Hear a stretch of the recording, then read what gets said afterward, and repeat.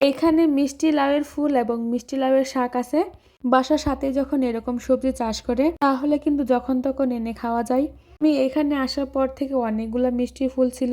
ভাবছিলাম যে এইখান থেকে মিষ্টি লাউয়ের ফুল এনে বড়া বানাবো। আর যে বাবা সেই কাজ, তো এখানে মহিলা আসছিল, ভাবলাম যে মহিলাকে বলি। মহিলাকে বলার সাথে সাথে কিন্তু এগুলা নিয়ে আসছে। তারপর কিন্তু এখানে আমি শাকগুলা সুন্দর করে কেটে ধুয়ে এখানে বসিয়ে দিছি। শাকগুলা কিন্তু খেতে অনেক মজার। শাকগুলা কিন্তু আমার কাছে অনেক ভালো লাগে। এই শাকগুলা কিন্তু অনেক তরতাজাও ছিল। এই শাকের ডগা দিয়েও কিন্তু শুটকি রান্না করলে বা চাপা শুটকি রান্না করলেও কিন্তু অনেক মজার হয়। মাছের তরকারি রান্না করার জন্য এখানে মাছগুলো ভাজি করে নিচ্ছি। মাছগুলো যেহেতু একটু ছোটো সাইজে ছিল, তো ভাবলাম এইখানে মাছগুলো ভাজি করে রান্না করলে বেশি মজা হবে। প্রথম যদি রান্না হয়েছিল ভাজি ছাড়া রান্না করছি, তেমন একটা ভালো লাগে নাই। এখন আমি শাকগুলা তেলে দিয়ে দেবো, তার জন্য এখানে সুন্দর করে একটু তেল দিয়ে দিলাম। এই শাকটা রান্না করতে কিন্তু একটু বেশি তেলের দরকার হয়। এই শাকগুলা কিন্তু এই সময় বেশি ভালো লাগে। মিষ্টি লাউ শাকগুলা কিন্তু আসলে অনেক মজার। বেশি ভালো লাগে নরম পাতাগুলো, ডগার সাথে আর কি যে পাতাগুলো থাকে। তেলের মধ্যে আমি বেশ কিছু পেঁয়াজ এবং রসুন দিয়ে দিছি।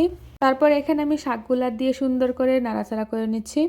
শাকগুলা প্রায় অনেক দিন ধরে খাওয়া হয় নাই। আমাদের আশেপাশে অনেক কিছু কিন্তু শিখে দেয় কি খাওয়া লাগবে আর কি খাওয়া লাগবে না। আমরা তখন ওইটা খেতে পারবো যখন আমাদের আশেপাশে থাকবে। আমি আগে যে জায়গায় থাকতাম ওই জায়গায় তেমন কিছুই পাওয়া যাইতো না। এখন যেখানে আসছি তো এখানে মোটামুটি ভালোই সবজি পাওয়া যায়। যে কোনো জিনিসই অনেক তৃপ্তি সহকারে খাওয়া যাবে এখন। তারপর কিন্তু এখানে আমি মাছের তরকারিটাও রান্না করে নিছি। যেহেতু এখন শীতকাল আর মাছের তরকারিতে ফুলকপি থাকবে না তা তো হয় না। সিম, আলু, ফুলকপি এবং টমেটো দিয়ে আমি কিন্তু রান্না করে নিচ্ছি মাছের তরকারিটা। মাছ দিয়ে রান্না করলে কিন্তু এই সবজিগুলো সুন্দর করে যায় শীতকালে। যাই হোক, এখানে কিন্তু আমার মাছের তরকারিটা হতে থাক। তারপর এখানে মিষ্টি ফুলগুলো সুন্দর করে আমি ধুয়ে নিছি। সুন্দর করে বেছে আর কি ধুয়ে নিছি। তারপর এখানে সুন্দর করে একটা ব্যাটারও বানিয়ে নিছি। এখানে আমি চালের গুঁড়া নিয়ে নিছি। চালের গুঁড়ার মধ্যে মরিচ, হলুদ, ধনিয়া এবং জিরার গুঁড়া দিয়ে দিছি। তারপর ফুলগুলা ব্যাটারের মধ্যে ভালো করে মাখিয়ে তেলের মধ্যে দিয়ে দিলাম। এইভাবে ফুলের বড়া খেতে কিন্তু অনেক মজার হয়।